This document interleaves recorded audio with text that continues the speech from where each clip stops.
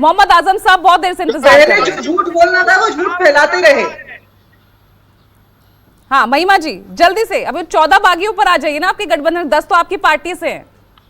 देखिए, आप तो हमारे 14 बागियों की बात कर रही हैं, जरा जो आजाद खड़े हो रहे हैं वहां पर कैंडिडेट्स, उनकी गिनती कर लीजिए, क्योंकि वो ना सिर्फ भाजपा 36 की उतर है, बागी मेरे पास जानकारी है। लेकिन हरियाणा वाला जो मॉडल है ना, जमीन पे बागियों को आजाद उम्मीदवार बना के खड़े करने का, वही मॉडल भाजपा महाराष्ट्र के अंदर कॉपी करने जा रही है। जनता को धोखा देने का ये नया तरीका है।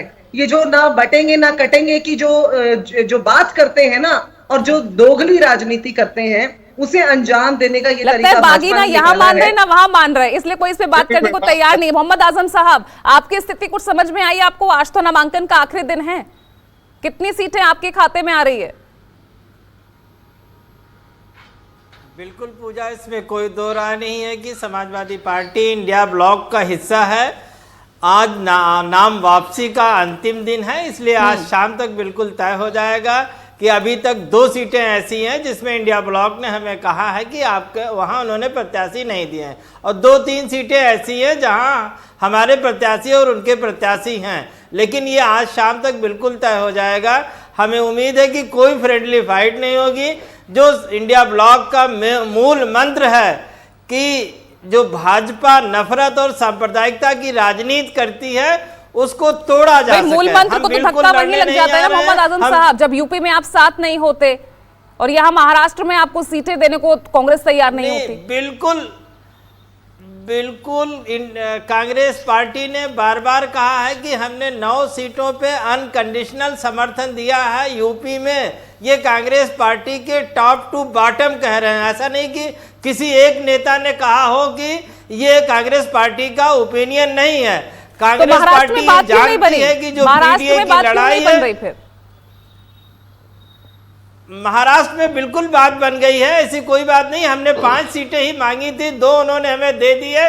3 सीटों का जो है, आज हो सकता है शाम तक वो भी तय हो जाए कि प्रत्याशी लोग नाम वापसी का जो सिलसिला है वो 5 बजे तक तय हो जाएगा कि कौन नाम वापस ले रहा है, कौन लड़ रहा है। लेकिन जो महाराष्ट्र का मुख्य मुद्दा है, देखिए महाराष्ट्र के लोग जानते हैं मराठा आरक्षण का समर्थक एमवीए रहा है। तो हम लोग ये अभी शिंदे गुट के प्रवक्ता महोदय कह रहे थे कि कानून, अरे दिल्ली में आपकी सरकार है, राज्य में आपकी सरकार है, कानून संसद ही बनाती है ना, कोई और बनाता है। तो संसद से कानून क्यों नहीं बनवाया आपने? संसद से आप दिल्ली के केजरीवाल के पावर कट करने होते हैं तो तुरंत विधेयक आ जाता है। चुनाव आयोगों की नियुक्ति करना होता है, तुरंत विधेयक आ जाता है। अगर आप मराठा आरक्षण के लिए ईमानदार थे तो आपको विधेयक लाना चाहिए था, संसद में लाना चाहिए था। क्या आप ले आए? इसका मतलब आप मराठा आरक्षण को लॉलीपॉप दे रहे हैं, और ये वहां की जनता समझ रही है। और जो आर्थिक नुकसान महाराष्ट्र का हुआ है वो भी जनता समझ रही है। जो सारे हैवी प्रोजेक्ट्स हैं, चाहे मेदांता फॉक्सवैगन का प्रोजेक्ट हो, टाटा एयरबस का प्रोजेक्ट हो, डायमंड एक्सचेंज का प्रोजेक्ट हो, ये सब गुजरात चले जाते हैं। क्यों गुजरात चले जाते हैं? दोनों राज्यों में बीजेपी की सरकार है, उसके बावजूद प्रोजेक्ट गुजरात चले जाते हैं। इसका मतलब ये महाराष्ट्र की जनता समझ रही है कि भाजपा के सरकार से नुकसान महाराष्ट्र का कितना हो रहा। आखिर महाराष्ट्र आर्थिक राजधानी है भारत की। लेकिन आपकी मानपुर शिवाजी सीट पर तो फाइट बहुत टाइट हो गई है भाई। वहां तो उद्धव ठाकरे गुट की तरफ से उम्मीदवार उतारा गया है ना। अब यहाँ तो कांग्रेस कैसे मनाएगी यूबीटी को? उनकी रार तकरार भी सबके सामने है। महायुति बिल्कुल वो सॉल्व हो जाएगी, क्योंकि वो तो देखिए हमारी सिटिंग सीट है ना। अगर सिटिंग सीट पे सोल्यूशन ना निकला, ये तो हो ही नहीं सकता है। और महायुति की भी 2 प्रत्याशी है, शिंदे गुट और अजीत गुट, दोनों के प्रत्याशी वहां चुनाव लड़ रहे हैं।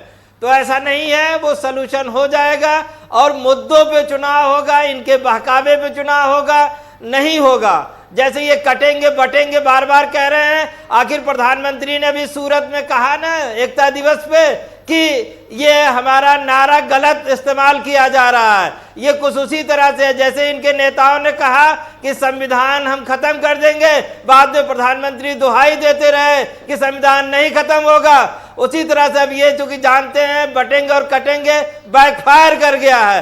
क्योंकि देश की जनता जानती है कि कहीं कोई कटने वाला नहीं है। ठीक है, तो उसको महिमा आर्थिक कैसे अकोमोडेट होगी चाहिए, समाजवादी पार्टी, धर्म की राजनीति, क्योंकि सेटलमेंट तो आप ही को करनी है। बिल्कुल अकोमोडेट होगी। आज शाम तक का और इंतजार कर लेते हैं। ठीक है महिमा जी, फिर आ रही हूं जयराम जी आपके पास। और समाजवादी पार्टी इंडिया ब्लॉक का हिस्सा है।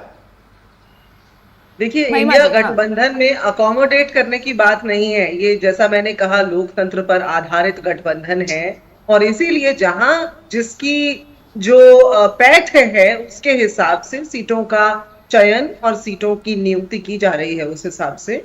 और आप देखेंगे कि इंडिया गठबंधन की जो रार की बात आप कर रही हैं वो काल्पनिक है। ये जो महायुति के अंदर हो रहा है, जिन्होंने जनता के विश्वास को नहीं संजय राउत, नाना पटोले के बयान तो सभी ने सुने हैं ना, सभी ने सुने हैं, तभी आपको नाना पटोले की जगह बाला साहेब थोराट उनको आगे करना पड़ा बातचीत के लिए।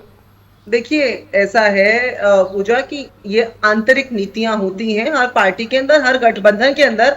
कौन किस मौके पर बातचीत करे, कौन नेतृत्व करे, ये तो मुझे लगता है कि एक आंतरिक मसला है। और इतनी आजादी तो हर किसी के पास, आपके चैनल पर कौन सा शो कौन करेगा, क्यों शो आज बदल करके आपकी जगह किसी और को करना पड़ा, ये आपके चैनल का आंतरिक मसला है। आपके शो पर आकर के यदि मैं इसके ऊपर बात करने लग जाऊं, अरे आज आप क्यों शो कर रही हैं, आज जो है दूसरे कोई एंकर क्यों नहीं कर रहे, तो ये तो गलत बात हो जाएगी ना। हमारी पार्टी का आंतरिक मसला है, हमारे गठबंधन का आंतरिक मसला है। लेकिन भाजपा और महायुति के अंदर तो आप ये देखिए, जिस गठबंधन का आधार ही ब्लैकमेल हो, उस गठबंधन के अंदर अधर्मता की ही बात की जाएगी। धर्म का नाम इन्होंने बदनाम कर दिया है, चाहे वो गठबंधन के अंदर हो, चाहे वो देश के अंदर हो।